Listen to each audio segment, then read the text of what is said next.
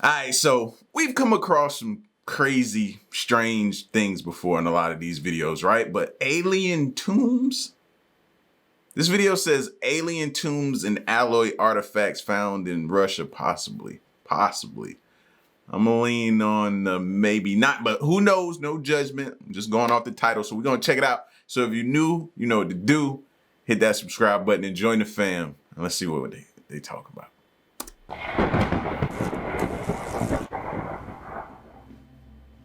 In 1973, Eric Anton Paul von Däniken would publish a book that would change the world. Because of this publication, Eric is thought of as the pioneering advocate of the ancient astronaut theory. He was solely responsible for bringing the ancient alien hypothesis to public attention. I was about to say, remember they talked about that astronaut-looking thing? They called that an alien. I've seen that so many times throughout a lot of videos, man. It's like etched in stone in my brain now.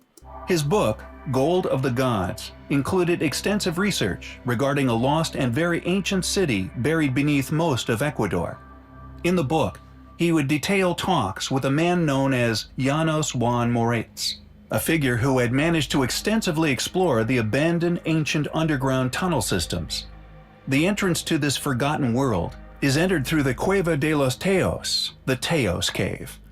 While exploring, Janos claimed to have stumbled across a secret passage which led to rooms filled with mounds of golden jewels and coins, and a golden sarcophagus placed within an intact ancient metallic library, containing books made from a strange metal. Janos's research suggested that the golden fortune, along with the sarcophagus and metallic library located within the artificial tunnels, had been placed there by a lost civilization with the help of extraterrestrial beings. Did Janos Juan Moritz actually stumble upon an ancient alien tomb? A tomb which had managed to survive many thousands of years without being disturbed? Not only were the claims within von Däniken's book taken seriously, they resulted in the most expensive cave exploration ever undertaken. Stan Hall from Britain commenced upon this expedition in 1976 with the goal of finding the golden artifacts and hopefully an alien corpse. The expedition included over 100 people, including experts in a variety of fields, British and Ecuadorian military personnel, a film crew, and even former astronaut and first man on the moon, Neil Armstrong. The team also included 8 experienced British cavers who thoroughly explored the riskier of ancient tunnel systems, successfully conducting an accurate survey of the complex, producing a detailed map of the buried city. Unfortunately, little evidence of von Däniken's more exotic claims was found or remained. It is always a possibility that funded tomb robbers made it there first.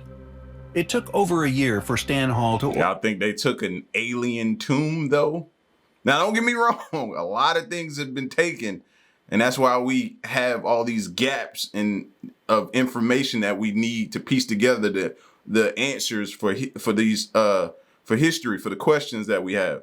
You know what I mean? Like the buildings and different markings and different ways that they did things. There's a gap of information missing. And a lot of that comes from thieves taking stuff. You know what I'm saying? It sucks, but it's true. Did tomb robbers made it there first? It took over a year for Stan Hall to organize his team. A year which experienced a flurry of public attention directed towards what can only be described as drastically consequential claims. What's more, compounding evidence of the artifact's existence, unearthed from these exact cave systems, has miraculously been documented in the past.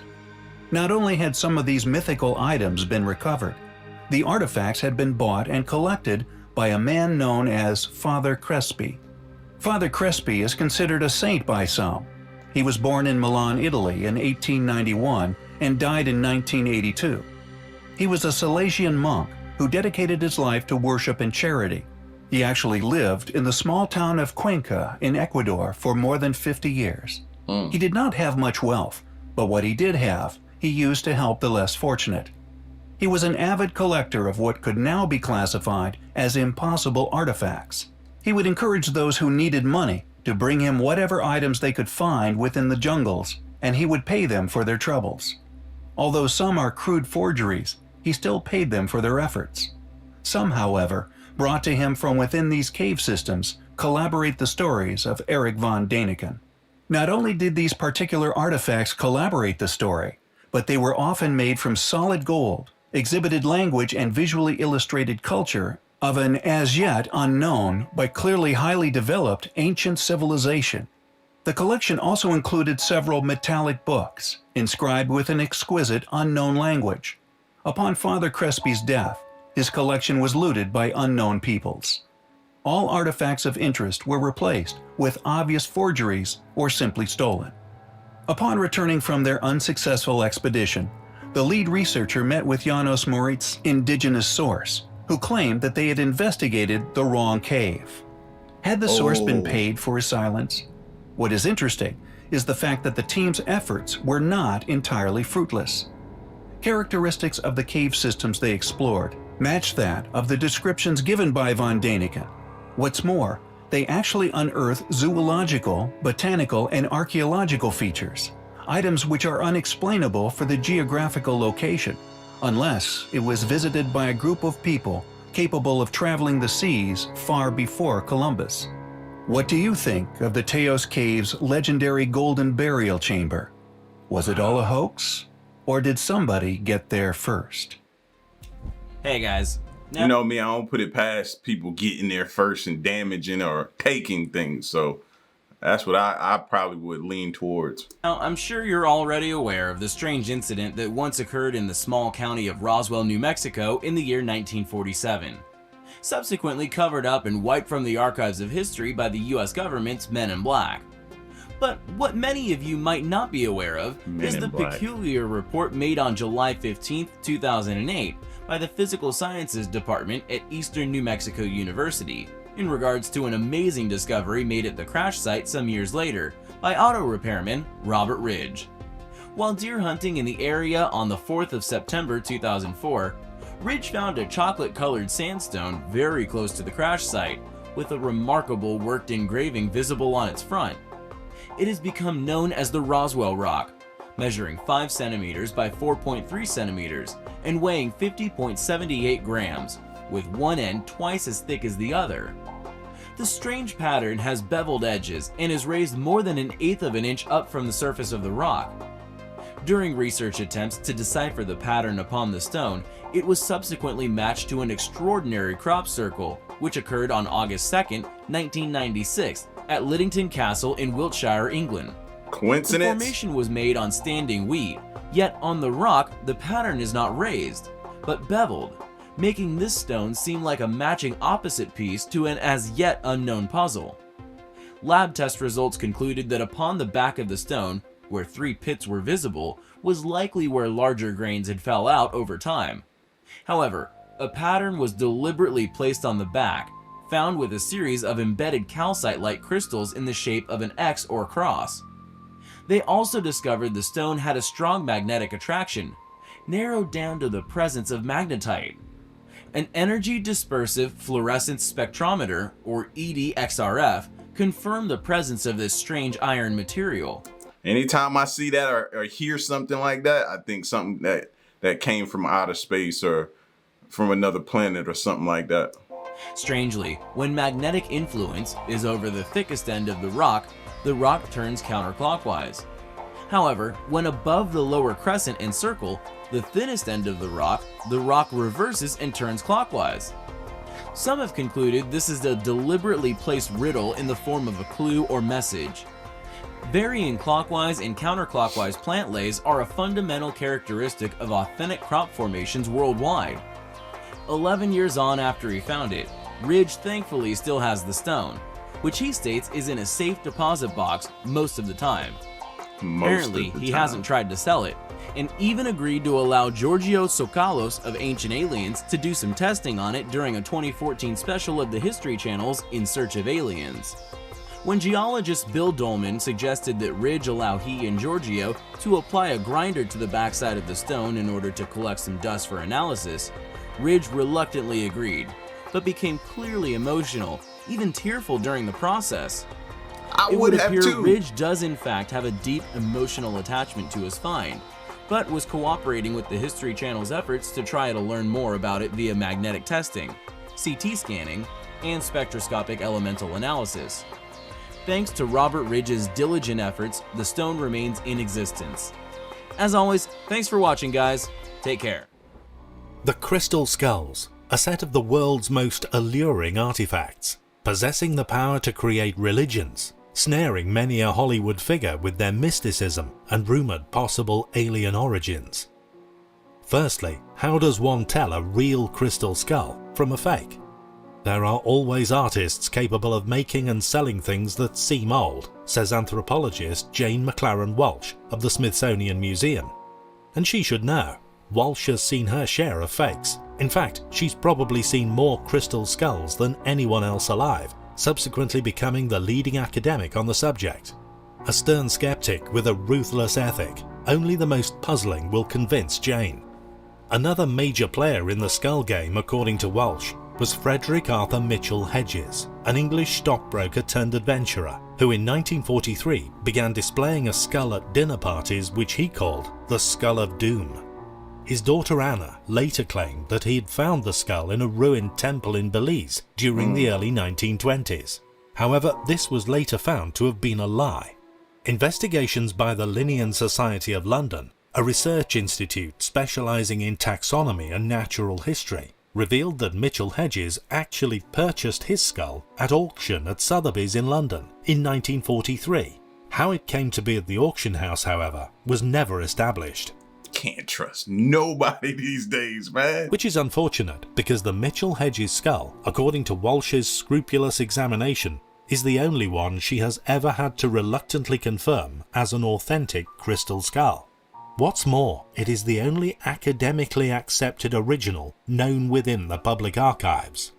Smaller than other examples, which under microscope analysis were seen to have been made using rotary drills, the Mitchell Hedges skull is a more finely crafted, yet more crudely designed example that under the atomic microscope has shown signs of having indeed been an ancient pre-Columbian artifact, which sure enough was constructed using, quote, unknown technology. There are of course many examples of crystal skulls around the world, and many more stories surrounding their mysterious construction. Elongated examples, stories of groups of these skulls initiating some form of energy field. Ancient laser cutting technology has also been claimed time and time again. However, we felt we would approach them from another angle, to experience the rare occasion when modern, specifically funded academic institutes buckle to overwhelming evidence, proofs given by the defeated skeptic to those who pursue nothing but the perplexing truth and a direction for study. Made from a single piece of quartz crystal, Mitchell's Skull of Doom is unquestionably an exquisite example of an unknown history here upon our planet. Regardless of beliefs, or indeed the superstitions which now surround them, there are a rare few which support the theory of lost civilization and ancient visitation. This skull is much smaller than many and crudely carved, leading museum scholars here to believe that in a world of fakes, this one is the real thing. That's crazy. But you know, of course, people are gonna treat that and hold on, let me see if that's the end of the. Oh no, that's not the end of the video. My bad, y'all. 1973, Romania. Let me go back. I thought that was the end of the video. But anyway, you know, people gonna see stuff like that and see that it's like one of one. So they gonna create fakes are gonna come, bro. Like this country, man, knock off. And they'll lie to you with a straight face. Yeah, this is the authentic. No, it's not. No, it's not.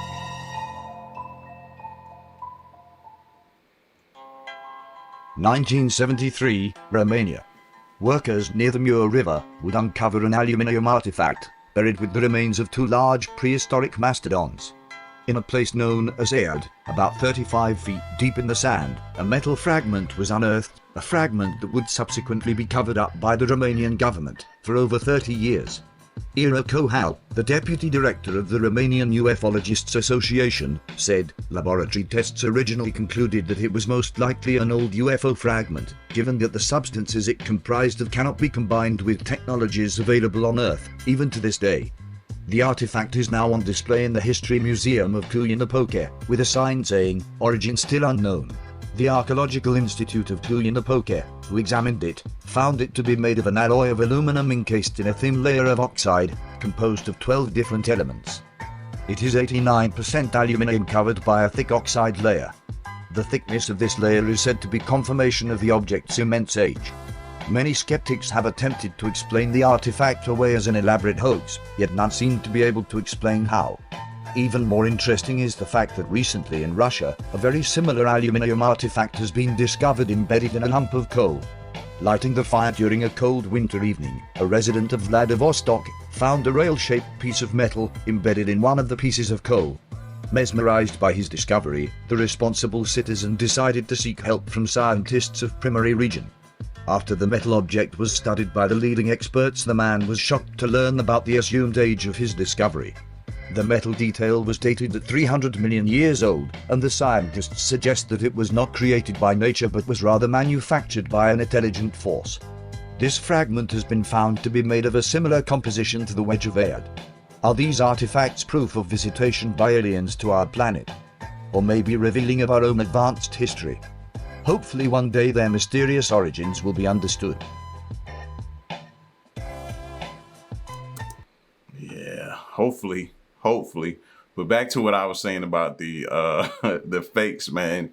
You never know, bro. So if you find something or come across somebody trying to tell you it's just like you a sickness, man. Get a second, third, fourth, and fifth opinion. You know what I mean? Just to be on the safe side these days, bro, because you can't trust anybody these days. And then they'll mess around and tell you if you got something, that's not authentic. Just give it here and I'll discard it. And then they go knowing it's really authentic and then sell it for a crazy amount of money because they know. So make sure you're doing your due diligence out here, man, as much as possible. Listen, y'all get at me in the comment section. Let me know what you thought of this video and stick around and stay tuned. Till next one, I'm gone. Peace.